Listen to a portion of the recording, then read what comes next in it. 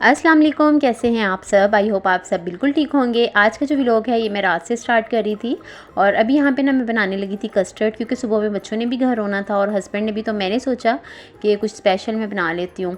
तो मीठे की अगर बात की जाए ना तो फिर यहाँ तो खीर जहन में आती है, यहाँ फिर कस्टर्ड आता है जहन में।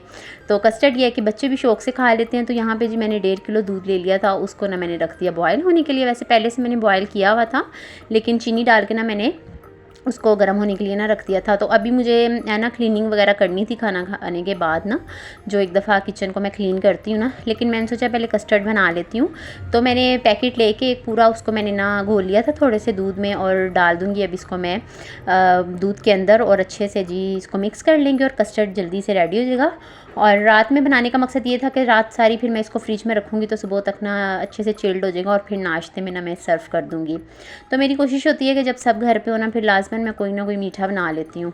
और यहाँ पे जी बन गया था कस्टर्ड, इसको मैंने सर्विंग बॉल में निकाल लिया था। अब इसको रूम टेम्परेचर पर ठंडा करूँगी, फिर मैं इसको रख दूँगी फ्रिज में।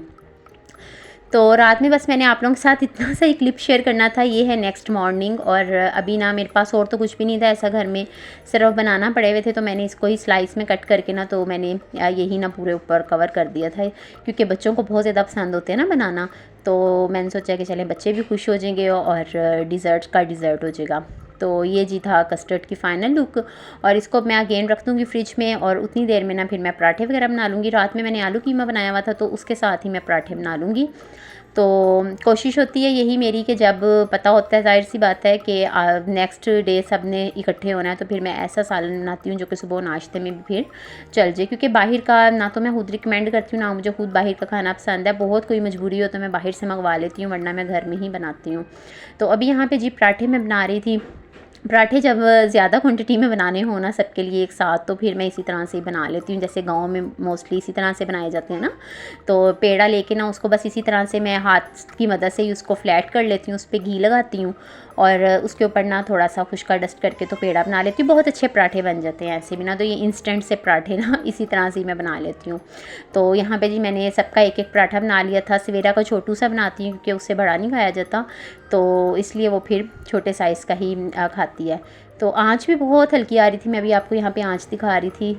तो यहाँ पे जी तमाम तर पराठे रेडी हो चुके थे और सालन भी गर्म कर लिया था। अपने और हस्बैंड के लिए चाय बना ली थी, साथ में कस्टर्ड था। तो ये है जी हमारा आज का ब्रेकफास्ट। अब चलते हैं अंदर, क्योंकि शाल ने दस्तरखान लगा लिया हुआ था। बर्तन वगैरह ना शाल ही अंदर रख लेती है और बाकी फिर चीज़ें वगैरह मैं रखती रहती हूँ। तो इस तरह से हम दोनों मिल के ना तो कर लेते हैं मैनेज ना। तो अभी बस यहाँ पे सब ब्रेकफास्ट कर रहे थे। जितनी देर में मैं चीज़ें वगैरह ला रही होती हूँ तो उतनी देर में हस्बैंड सालन वगैरह सर्व कर लेते हैं, ये उनकी ड्यूटी होती है। तो इस तरह से बस मिल बांट के सब बैठ के खा लेते हैं। और मेरे हस्बैंड हमेशा यही बोलते हैं कि दस्तरखान लगाया करो, दस्तरखान पे बैठ के खाने से वैसे भी बरकत होती है। तो उसके बाद ही जल्दी से मैंने धो लिए थे कपड़े वगैरह। और आज गर्मी इतनी ज़्यादा थी, मैं आपको दिखा रही थी, चमकने वाली धूप लगी हुई थी कि आंखें नहीं खुल रही थी। और मैं सोच रही थी कि सुबह सुबह ही मुझे मशीन लगा लेनी चाहिए थी, क्योंकि फिर इतनी गर्मी हो गई थी ना, बहुत मुश्किल हो गया था काम करना ना। तो यहाँ पे अभी तो आपको ऐसे बादल लग रहे होंगे, लेकिन बहुत ज़्यादा धूप थी।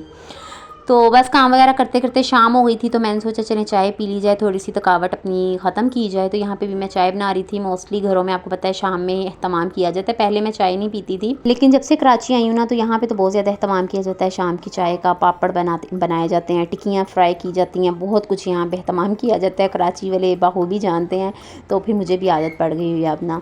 तो उसके बाद जी चाय पीने के बाद जल्दी से खाना रेडी करना था। तो आज भी गैस नहीं आ रही थी, तो मैंने सिलेंडर पे ही बनाना था, फिर मैंने टाइम से ही पकने के लिए रख दिया था।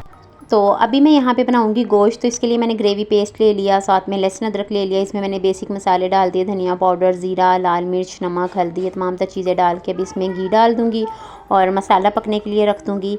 आज सुबह में बहस थोड़ी सी हो गई थी हमारी दस्तरखान पे। बेटा कह रहा था कि आपने चावल नहीं बनाने गोश्त के साथ, तो मेरा दिल कर रहा था चावल बना लूँ मैं। तो वो कह रहा था नहीं मामा, सालन ही के साथ ना आप रोटियां ही बनाएं, वही अच्छी लगेंगी। तो फिर मैंने शोरबे वाला थोड़ा सा ना गोश्त बना लिया था। साथ में मैंने सोचा कि चले रोटियां बना लेंगे, फिर कल मैं दाल चावल बना लूँगी। तो इस तरह से चलें, कल का दिन भी हमारा डिसाइड हो गया कि कल अब दाल चावल पकेंगे। तो यहाँ पे जी फिर इसको मैंने पकने के लिए रख दिया था। काफ़ी देर इसको मैंने कवर करके रखा और हल्की आंच में ना देखें गोश्त जो है वो बिल्कुल रेडी हो चुका था। और बहुत ज़्यादा बर्तन ना काले हो जाते हैं सिलेंडर पे, मैं आपको भी यही दिखा रही थी और ये धोते हुए ना पता चल रहा होता है मुझे। तो खैर यहाँ पे अभी जी इसमें मैंने गरम मसाला ऐड कर दिया और अब मैंने इसमें डाल दिया हरा धनिया। और अभी क्योंकि टाइम था काफ़ी खाने में, तो इसलिए फिर मैंने सोचा कि मैं इंस्टेंट बनाना केक बना लेती हूँ। तो बनाना तो आए हुए थे, तो क्यों ना उसको ही यूज़ किया जाए। तो यहाँ पे मैंने ना 3 अदद ले लिए थे बनाना, और इनको ना मैंने मैश कर लिया था फोक की हेल्प से। आप मैशर है तो मैशर से भी मैश कर सकते हैं। इनको अच्छे से मैश कर लेना है। उसके बाद आप कोई भी मेजरिंग के लिए डिश वगैरह या कोई कप वगैरह ना आप वो कर लें, सेट कर लें। उससे ही आप मेजरिंग करके बाकी तमाम तर इंग्रेडिएंट यूज़ कीजिएगा। तो मुझे तो अब इसका हिसाब आ गया है, क्योंकि मेरी रेसिपी ना फिर बिल्कुल सही बनती है। बेकिंग में आपको पता है मेजरिंग बहुत ज़्यादा इंपॉर्टेंट होती है। तो मैं ये डिश ले लेती हूँ जो कि तकरीबन 1 पाव की है। तो ये मैंने ना हाफ़ इसमें फिर डाल दी थी चीनी, और मैंने दानेदार ही इस्तेमाल की थी, मैंने पीसा नहीं था।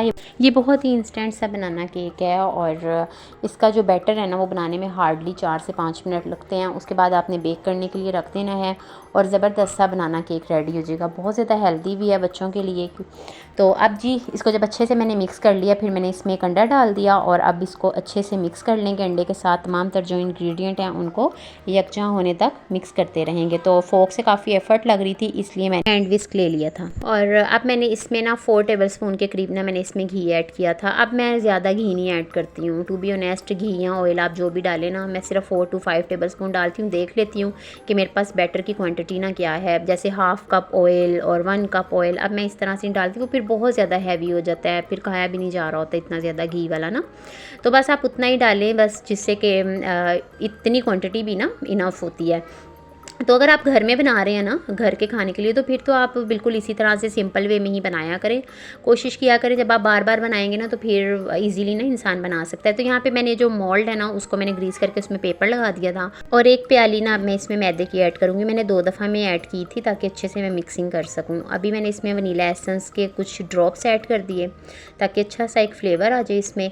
और केक्स तो वनीला एसेंस के बगैर ना बिल्कुल भी अच्छे नहीं बनते। और अब जो हाफ़ रह गया था ना वो भी मैंने इसमें ऐड कर लिया था। अच्छे से ना मैं इसको मिक्स कर लूँगी। अगर बैटर आपको थोड़ा सा थिक लग रहा है ना, तो आप इसमें 2 से 3 टेबलस्पून दूध ऐड कर लें। अभी इसमें मैंने हाफ़ टेबलस्पून डाल दिया था बेकिंग पाउडर, जिससे हम नॉर्मली चावल वगैरह खाते हैं। तो बैटर को यहाँ पे मैंने मिक्स कर लिया, और उसके बाद मैंने इसको शिफ्ट कर दिया टिन में। और यहाँ पे जी अच्छे से ना तमाम तर जो बैटर है उसको मैंने डाल दिया था। अब इसको टैप कर लिया 3 से 4 दफ़ा, ताकि जो इसमें एयर्स वगैरह वो तमाम तर निकल जाएँ और लेवल हो जाए सारे बैटर का।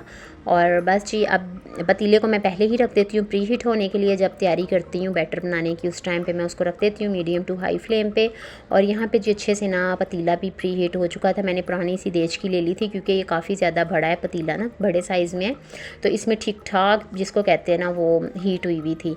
तो इसलिए अगर मैं छोटे साइज़ का लेती ना, तो उससे क्या होना था कि बिल्कुल इसने नीचे नीचे होना था, और इसको ज़्यादा हीट लग रही थी, तो फिर केक ना राइज़ होना था और ना अच्छे से ना बेक होना था। तो इसलिए मैंने थोड़ी सी ज़रा चौड़ी सी ली थी पतीली ना। तो यहाँ पे देखें केक ना बड़े अच्छे से राइज़ भी हो चुका था, और इसने साइडें छोड़ दी हुई थी। और इसलिए फिर मुझे चेक करने की ज़रूरत नहीं थी, क्योंकि अब बना बना के इतनी प्रैक्टिस हो गई हुई है कि देख के ही पता चल जाता है कि केक जो है ना वो अच्छे से राइज़ हो गया है, अच्छे से अंदर तक कुक हो गया है। तो अभी मैं आपको कटिंग भी करके दिखाती हूँ। आप साइडों पे कलर देखें, बहुत ही ज़बरदस्त कलर आया है साइडों पे भी। और इसका जो कलर है वो ज़ाहिर सी बात है ये बनाना से बनाया है, तो इसलिए इसका थोड़ा सा डार्क कलर होगा बनाना की वजह से।